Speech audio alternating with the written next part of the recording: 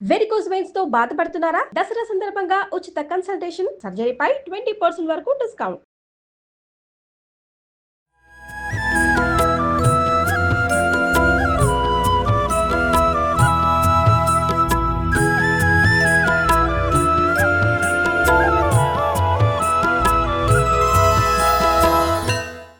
నమస్తే రమ్మగారు, దసరా శుభాకాంక్షలు. నమస్తే జయ, దసరా శుభాకాంక్షలు.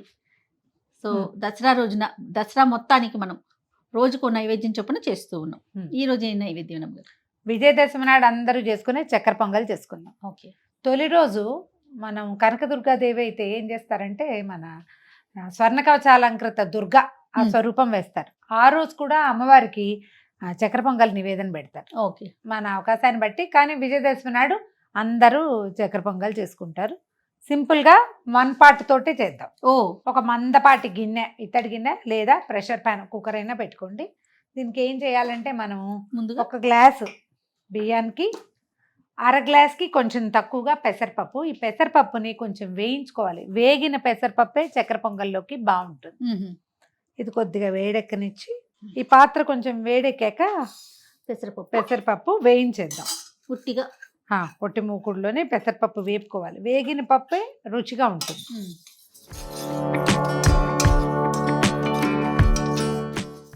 పొట్టు పెసరపప్పు ఆరోగ్యం కదా అని మొన్న ఒకరు అడిగారు. మొత్తం పొట్టు పెసరపప్పు వేస్తే వస్తువు అందంగా కుదరదండి.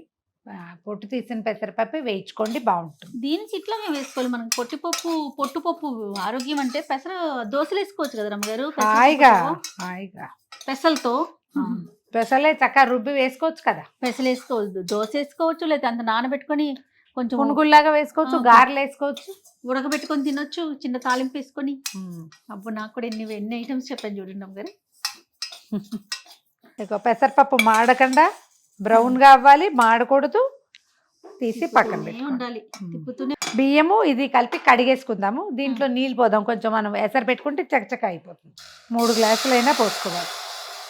మన బియ్యాన్ని బట్టి. బియ్యం పాత బియ్యం అయితే 4 గ్లాసులు కూడా పడతాయి.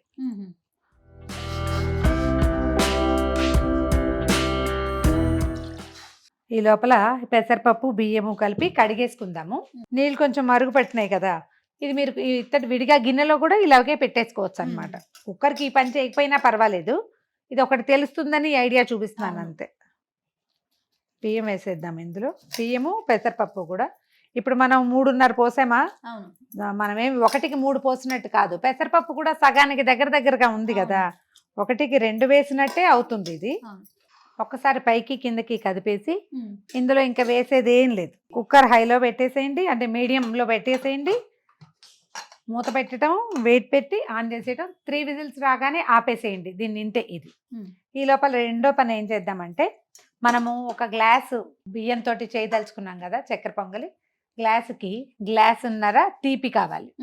నర కావాలంటే ఏం చేద్దామంటే, గ్లాసుకి 1 గ్లాసు బెల్లం వేసి 1/2 గ్లాసు పంచదార వేసుకోండి. ఎక్కువ రుచిగా ఉంటుంది, బాగుంటుంది. బాగా టంగుగా అయిపోకుండా వదులుగా కూడా వస్తుంది. ఏం చేద్దామంటే బెల్లము పంచదార 2 పక్కన పొయ్యి మీద చిన్న గిన్నెలో వేసేసి కాసిన నీళ్లు పోసి పెడితే చక్కగా 2 కరిగిపోయి అది వచ్చేసరికి ఇది కూడా వచ్చేస్తుంది. ఇది ఒక పనే ఉండు. ఇంకొక పని కూడా చేద్దాం.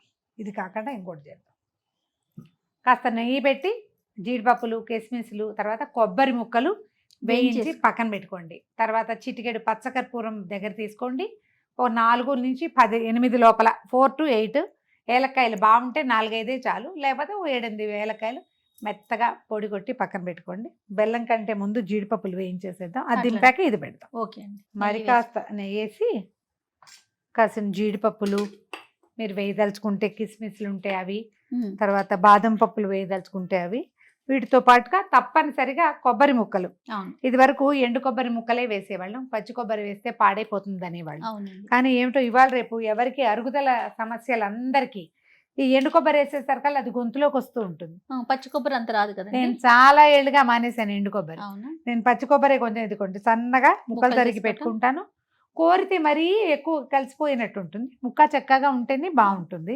జీడిపప్పులు కొద్దిగా వేగనిచ్చి తర్వాత కొబ్బరి కూడా వేసేస్తా. 2 కలిపి ఓసారి వేసుకున్నా పర్వాలేదు. ఎందుకంటే కొబ్బరికి కొంచెం వేపు ఎక్కువే కావాల్సి వస్తుంది.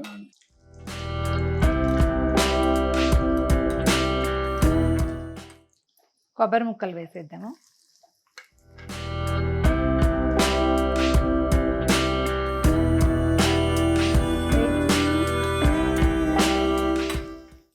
పచ్చి కొబ్బరి కదా, కొద్దిగా వేగడానికి సమయం తీసుకుంటుంది.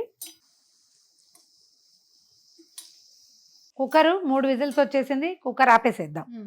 తర్వాత ఏమో ఈ కొబ్బరి ముక్కలు వేగిపోయినాయి కదా, ఇవి తీసి పక్కన పెట్టుకుని మనం పాకంలో ఇప్పుడు బెల్లము పంచదార వేసాం కదా, కొద్దిగా ఇది మునిగే నీళ్లు పోస్తే సరిపోతుంది. ఇది తీగ పాకం రావక్కర్లేదు, జస్ట్ బాగా కరిగి పాకం రావడం మొదలు పెడితే చాలు, ఆపేస్తే సరిపోతుంది. చూసుకోండి. చాలు, ఈ బెల్లము పంచదార మునిగే నీళ్ళు పోస్తే చాలు, నిండుగా పైదాకా అక్కర్లేదు, కరిగితే సరిపోతుంది. ఇది కొంచెం గరిటె పెట్టి ఒక్కసారి కదా, చిన్న గరిటె పెట్టు, ఇది కరగబెట్టుకుందాము.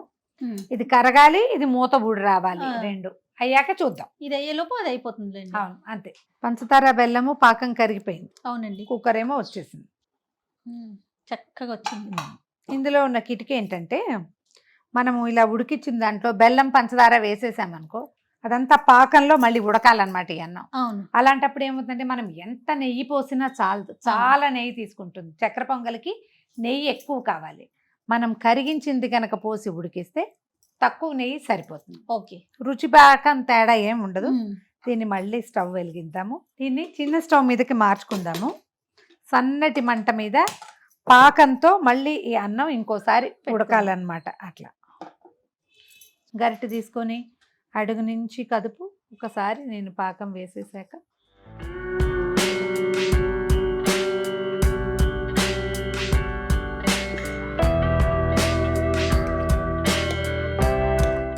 చక్కగా ఉడికింది. మెతుకులు పెద్ద పెద్ద ఉన్నాయి చూసావా, బియ్యం చాలా బాగున్నాయి జయ.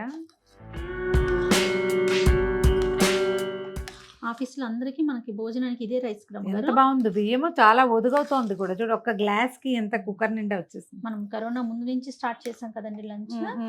అందరికి బయటికి కూడా పంపిస్తాం కదా రమ్మగారు. ఇదే అన్నం, ఇదే బియ్యం, చాలా బాగుంది. దీంతో చేసిన అన్నమే రోజు తింటాం మనం అంతా.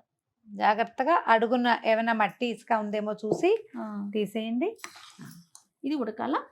ఇది ఇప్పుడు కుత్తులాడుతుంది, 1 నిమిషంలో వచ్చేసింది. దీనికి ఏం చేయాలంటే సిమ్లోనే ఉంచి కొద్దిగా ముందు 1-2 స్పూన్ల నెయ్యి వేసేయండి దీని మీద.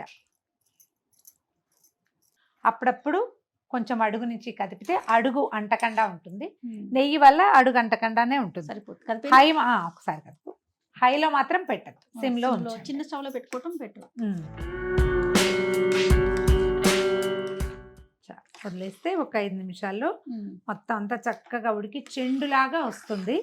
మనం పంచదార కూడా వేసాం కాబట్టి అట్టే బిగిసిపోయి టంగుమని అయిపోకుండా ఉంటుంది అనమాట. దీనికి ఒక చిన్న మెథడ్ ఉంది. చెప్పండి. మనం పటిక ఉంటుంది కదా, పటిక దింపేసేటప్పుడు చిన్న పటిక ముక్క చెప్తారు ఇట్లా. నేను ఎప్పుడు వేయలేదు, నాకు ఒక అనుమానంగా ఉంటుంది. పటికలో ఏదో రుచి తేడా వస్తుందని అనిపిస్తుంది. పటిక వేయాలి. ఒక ముక్క పటిక ముక్క గనక వేస్తే చిన్నది, ఎంత ఇది చీమ తలకాయ ఎంత అంటారు మా వాళ్ళు, నలకంత ఇంత ముక్క కనుక వేస్తే అది బిగిసిపోకుండా ఉంటుందంటారు. నేను వేయను ఎప్పుడు, కానీ ఈ ట్రిక్ చాలా మంది దగ్గర వింటూ ఉంటా. నేనేనాడు నాకు ఒక అనుమానంగా ఉంటుంది అనమాట. కొంతమంది ఒక చిటికెడు ఉప్పు వేయాలి వీటికి అని చెప్తారు.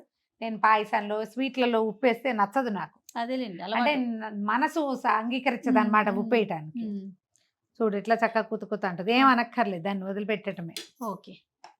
అప్పుడో కొంచెం నెయ్యి వడ్డిస్తూ ఉండాలి. కొంచెం చాలా ఎక్కువ వేయక్కర్లేదు, కొంచెం వేస్తే బాగుంటుంది. చూడ్డానికి చూడు ఎంత కలర్ఫుల్ గా ఉంది. మన బెల్లం ఎంత రంగు బాగుంటే చక్కెర పొంగలి అంత చక్కగా అందంగా కనపడుతుంది అనమాట. మీరు పాకం వేసిన తర్వాత చాలా సేపు ఏమి ఉంచక్కర్లేదు, మాక్సిమం 5-7 మినిట్స్ అంతలో అయిపోతుంది. కొంచెం నెయ్యి వేసుకుంటూ కొద్దిగా అలాగా మళ్ళీ బాగా కుమ్మేసామనుకోండి శుద్ధలా అయిపోతుంది. కుమ్మేయకూడదు, అలాగా తిప్పుకోవాలన్నమాట. మనం జీడిపప్పు ఇవి పెట్టాం కదా, జీడిపప్పులు కొబ్బరి వేయించి పెట్టాము, వేసేసి అది మొత్తం అందులో ఎలాగో కొంచెం నెయ్యి ఉందిగా, కొబ్బరి ముక్కలు వేసేసి ఒకటి జీడిపప్పులు కూడా ఉన్నాయి. ఒక 7-8 ఏలక్కాయలు పొడి చేసాము, ఇది కూడా వేసేద్దాం. ఏలక్కాయల పొడి. ఏలక్కాయల పొడిలో తొక్కులు ఉంచకండి, ఎందుకంటే ఈ ప్రసాదం నోట్లోకి మనం తీసుకున్నప్పుడు, ప్రసాదం స్వీకరించినప్పుడు ఏలక తొక్కులు వస్తే ఉమ్మేయాల్సి వస్తుంది, కొంతమంది తినరు, అవును. ఆ ఉమ్మేయకూడదు. అప్పుడు ఏం చేయాలంటే తొక్కులు పలుచుకోవాలి. జయ తనకి ఇష్టం ఏలక్కాయ తొక్కు, నేను తింటాను రమ్మగారు ఉంటుంది, చాలా సిన్సియర్గా తినేటట్టయితే ఉంచుకోండి, జనరల్గా ఉంచొద్దు. తడిపోయి బుడగల్లో మనం వేసిన నెయ్యే కనపడుతోంది అవును, మనకి. అవును. ఈ దశ వస్తే చాలు. ఉమ్. స్టవ్ కట్టిద్దాం. ఏం చేద్దామంటే ఒక చిన్న పచ్చకర్పూరం పలుకు, ఇంతే, ఇంతకంటే వేయకూడదు. చాలా రమ్మగారు. చాలమా, సరిపోతుంది. దీన్ని ఏం చేయాలంటే మెత్తగా నలిపేసేయాలి. ఎంత ఇష్టమో రమ్మగారు నాకు ఈ కర్పూరం వాసన. చాలా మందికి ఇష్టం ఉంటుందేమో. అంటే ఒక కీలకమైన విషయం చెప్పాలి. చెప్పండి అమ్మగారు. దేవాలయపు ఫీల్ కావాలంటే పచ్చకర్పూరం వేయాలి. ఖచ్చితంగా. వెంటనే మనం విష్ణువాలయంలోకి వెళ్ళిపోతాం. అంతే. అంతే. వాసన వస్తుంది చూడు. పైకి కిందకి కదిపేసి ఆఫ్ చేసేసినట్టు. ఆపేసాను. అబ్బా, అందరూ మన స్టూడియోని ఇక్కడ ఏదో టెంపుల్ ఉందనుకోగలరేమో. పండగ ఫీల్ వస్తుంది. Yes yes. చాలండి. చాలా. ఇది మోతాదు మించితే ఒక రకమైన వగర్లాగా వస్తుంది. అవును. ఎక్కువ వాసన వచ్చినా కొంతమంది తినలేకపోతారు. అందుకని ఒక్క చిటికెడ వేసుకోవాలి. దీంట్లో ఇంకో ప్రాబ్లం ఉందండి. పచ్చకర్పూరం మోతాదు మిక్కిలు తీసుకుంటే వాసన పీలిస్తే హోమియోపతి మందులు పనిచేయవు. అవును రమ్మగారు, మీరు ఎప్పుడు చెప్తారు కదా. అందుకని మేము కేవలం 3 పండగల్లో మాత్రమే పచ్చకర్పూరం వేసేది చేస్తాను. నాకు కూడా చాలా ఇష్టమే. అవునా. కానీ మేమంతా హోమియో వేసుకుంటాం కాబట్టి కొంచెం జాగ్రత్తగా. ఓకే. అయిపోయింది. ఒక బౌల్లో పెట్టుకుందాం. అదిగోండి, ఆ బౌల్ తీసుకుంటారా. చూడ ఎట్లా వస్తుంది.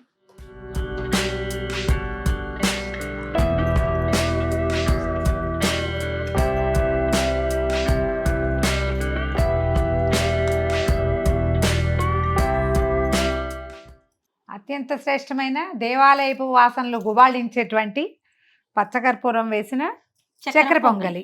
సూపర్. పాలు పోసుకుని చేసుకునే విధానం ఒకటి కనపడుతుందండి ఉమ్. మన వైపు దేవాలయాల్లో. ఇదే కనిపిస్తుంది. ఈ ప్రాంతం అంటే మన వైపు విష్ణువాలయాల్లో హెచ్చుగా కనపడే విధానం అయితే ఇదే. ట్రై చేసి చూడండి, చక్కగా సింగిల్ పార్ట్ తోటి అయిపోతుంది. అవునండి, చాలా ఈజీగా చేసే ప్రాసెస్ కూడా చూపిస్తా ఉన్నారు రమ్మగారు. కాబట్టి చక్కటి నైవేద్యాలు చేసుకోండి, ఈ దసరాని చక్కగా జరుపుకోండి. మరొకసారి ప్రేక్షకులందరికీ దసరా శుభాకాంక్షలు.